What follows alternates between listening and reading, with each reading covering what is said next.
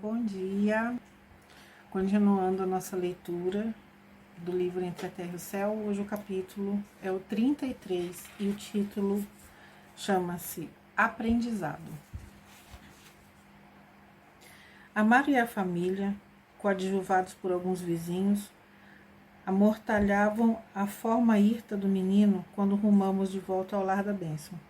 Notei que Júlio, asilado nos braços de Odila, se mostrava aliviado e tranquilo como nunca se vira até então.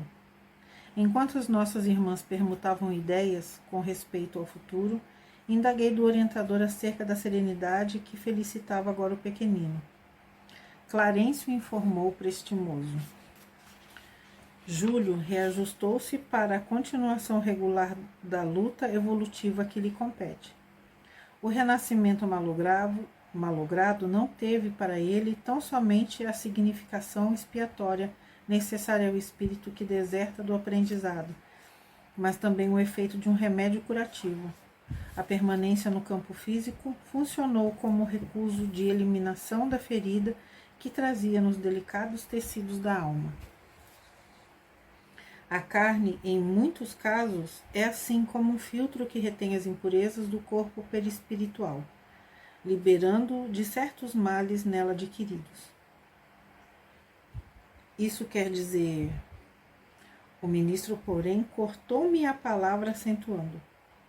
Isso quer dizer que Júlio doravante poderá exteriorizar-se num corpo sadio, conquistando merecimento para obter uma reencarnação devidamente planejada com elevados objetivos de serviço.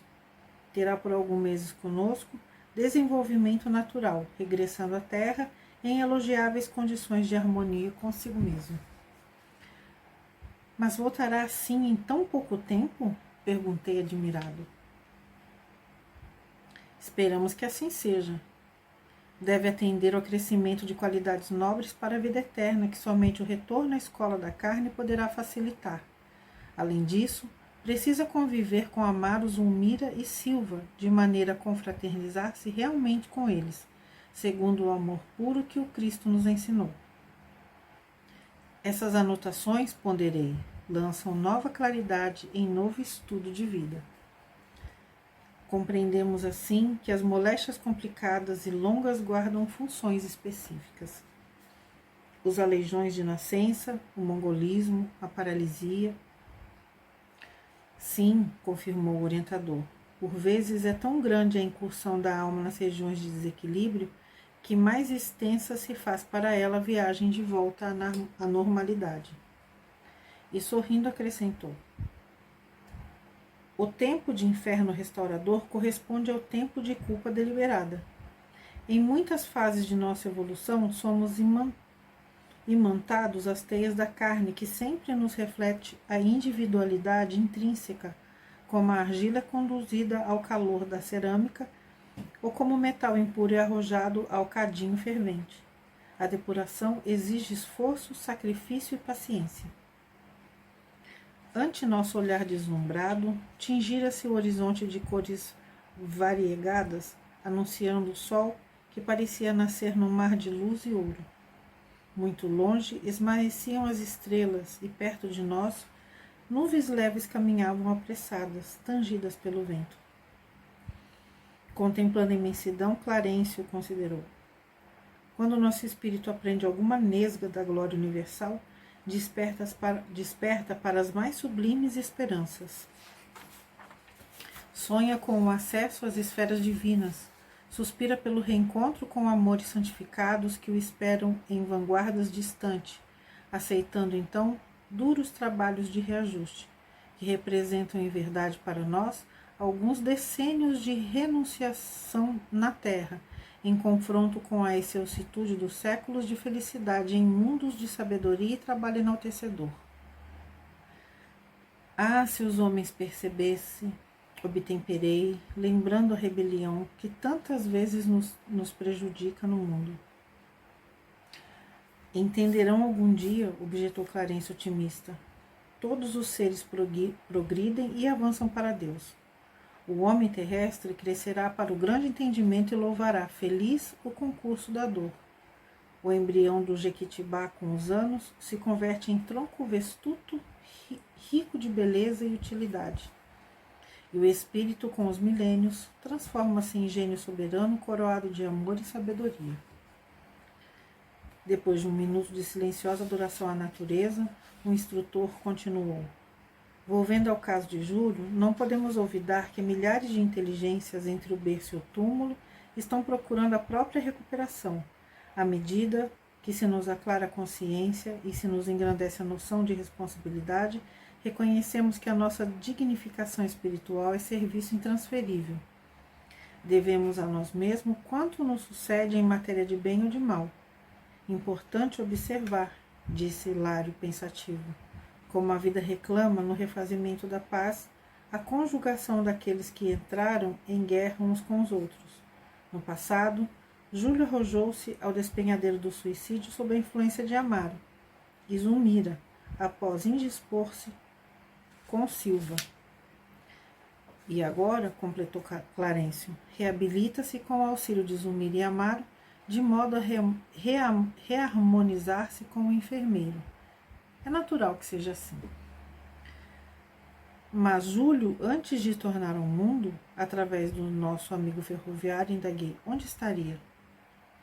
Depois de haver eliminado o próprio corpo, satisfazendo a simples capricho pessoal, sofreu por muitos anos as tristes consequências do ato deliberado, amargando nos círculos vizinhos da terra as torturas do envenenamento que lhe repetirem no campo mental. A morte prematura, quando traduz indisciplina diante das leis infinitamente compassivas que nos governam, constrange o espírito que a provoca a dilatada purgação na paisagem espiritual. Não podemos trair o tempo, e a existência planificada subordina-se a determinada cota de tempo que nos compete esgotar em trabalho justo. Quando esses recursos não são suficientemente aproveitados, arcamos com tremendos desequilíbrios na organização que nos é própria. Sofreria, porém, a sós? Nem sempre, informou o instrutor. Quando não se achava em martirizada solidão, via-se, como é lógico, onde se lhe mantinha preso o pensamento. Ante a nossa curiosidade indagadora, acrescentou: os pensamentos dele se alimentaram na atmosfera psíquica de Zulmira, Amaro e Silva, que lhe serviam de pontos básicos ao ódio.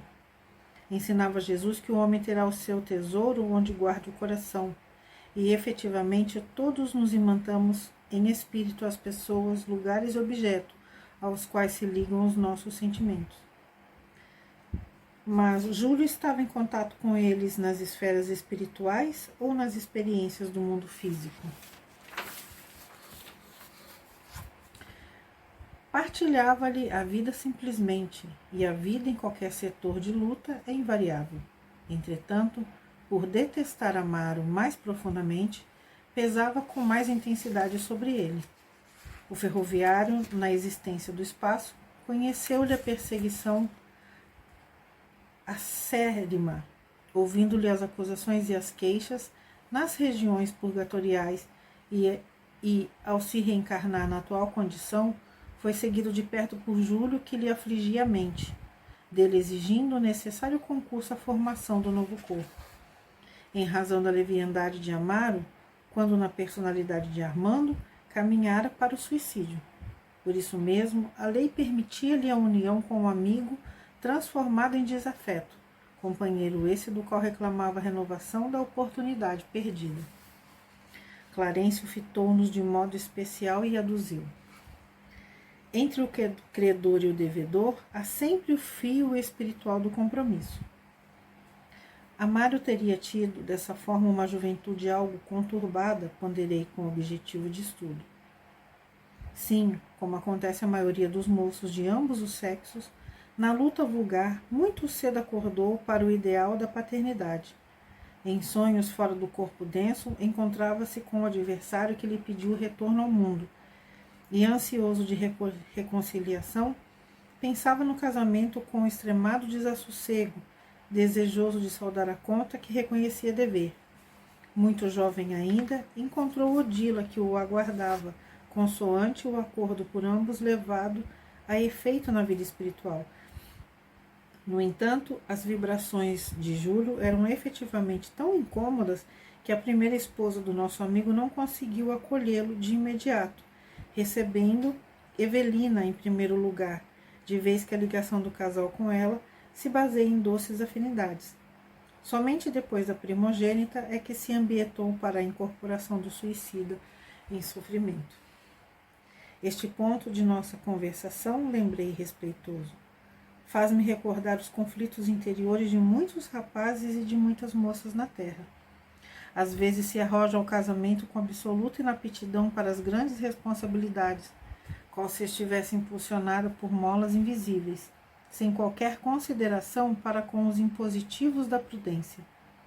Como se fossem atacados por subitânea loucura, desatendem a todos os conselhos do lar ou dos amigos, para despertarem depois com problemas de enorme gravidade, quando não acordam sob a neblina de imensas desilusões. Agora compreendo. Na base dos sonhos juvenis, quase sempre moram dívidas angustiosas a que não se pode fugir.